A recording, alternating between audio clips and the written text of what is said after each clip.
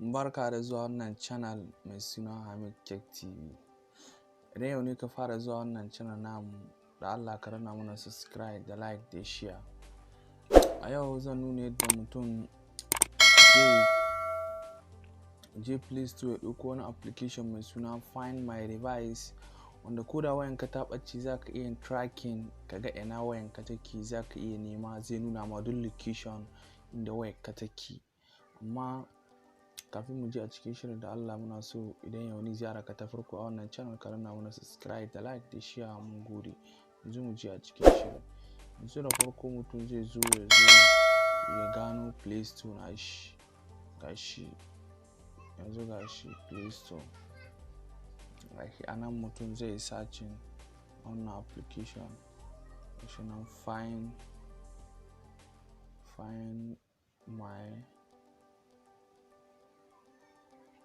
device, gashi nan zai kawo ko nan, gashi nan za ku gani Google Find My Device. In kun kula gashi nan na riga na install din shi, gashi nan ya nuna off.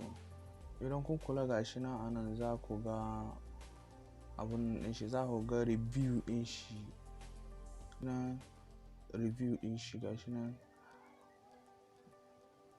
review shi 935,000 downloading, kuma downloaders gashi nan kun kula 100 million plus, mutum miliyan 100 har da yan kai. Gashi nan kuma anan kowa zai iya downloading din shi, da aka rubuta gashi nan everyone, kowa zai iya downloading din shi, ma'ana kowa zai iya downloading din shi. To yanzu gashi nan na riga na ɗauko shi, yanzu bari mu je mu buɗe shi. Yanzu mutum zai je shi, yanzu kai sai ka je kai downloading din shi. Yanzu bari mu shiga gashi nan anan, gashi nan sai mu jira shi ya buɗe. Wato gashi nan an kula sun yi rubutu, gashi nan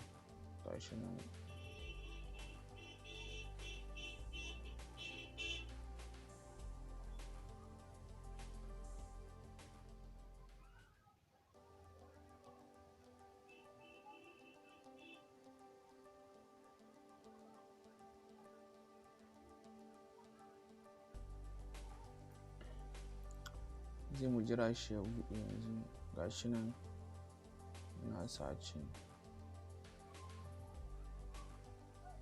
yanzu to gashi nan yanzu in kun kula na riga ni na yi download din shi, na saka wasu abubuwa. Yanzu gashi nan ya nuna man verify ne. Yanzu gashi nan you are sign out of your Google account, sign in again to continue. Yanzu gashi nan gashi su Google sun tabbatar da cewa ni ne, gashi nan wato yanzu gashi nan sun buƙaci in saka password na.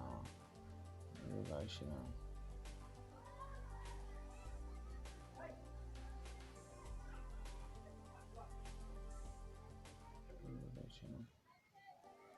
yanzu gashi nan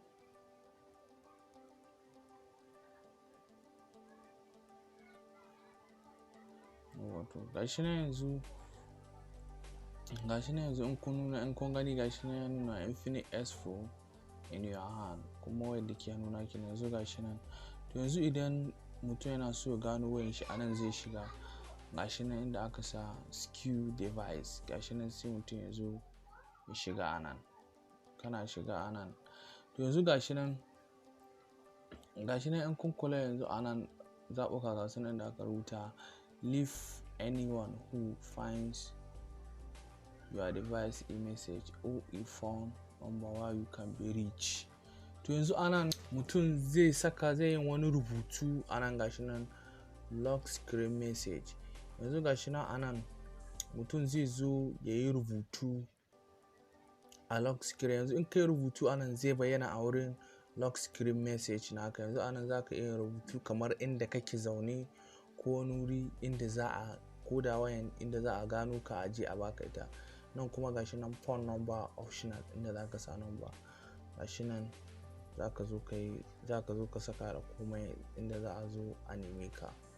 Yanzu gashi nan kuma inda aka sa play sound, idan ka danna shi ka saka zai zankin sound, to wayan koda mutum ya je ya sace wayan naka, za ka je ka gano inda wayan naka yake.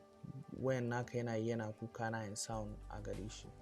nan kuma inda aka sa erase device nan ne kamar in kana so akwai wasu abubuwa a ciki kamar irin kayan neman wayan ne, to akwai wasu abubuwa na sirri naka wanda baka so wani ya gani, to anan zaka shiga kai erase din su gaba daya, zaka zo ka goge su. Ƙarshen bidiyon mu kenan na yau, da fatan za ku ci gaba da muna subscribe da like da share akan wannan channel tamu. Mun gode, sai anjima.